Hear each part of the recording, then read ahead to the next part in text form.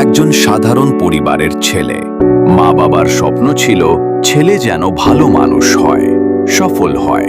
কিন্তু রিয়ান একটু ধীর এবং ভাবুক। প্রতিদিন স্কুল শেষে বন্ধুদের সঙ্গে খেলতে না গিয়ে সে সময়টা পড়াশোনা ও নতুন কিছু শেখায় কাটাতো। সময় কেটে গেল, রিয়ান বড় হলো। জীবন সহজ ছিল না, চাকরি, অর্থের টানাপোড়েন। কিন্তু তার ছোটবেলার অভ্যাস, প্রতিদিন কিছু শেখা, তার পাশে ছিল। যখন সবাই অবসর কাটাতে ব্যস্ত, রিয়ান নিজের সময়কে কাজে লাগালো। সে নতুন স্কিল শিখল, নতুন চিন্তা ভাবল, আর একদিন সেই শ্রম তাকে শীর্ষে পৌঁছে দিল। আজ রিয়ান সেই মানুষ যার নাম সবাই জানে।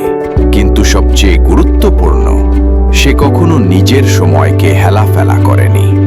এক মুহূর্ত হারালে সেই মুহূর্ত আর ফিরে আসে না। রিয়ান জানালার পাশে দাঁড়িয়ে সূর্যোদয় দেখছিল। সে জানে সময়ই জীবনের সবচেয়ে মূল্যবান সম্পদ। টাকা হারানো যায়, স্বপ্ন হারানো যায়, কিন্তু সময় চলে গেলে আর ফিরে আসে না।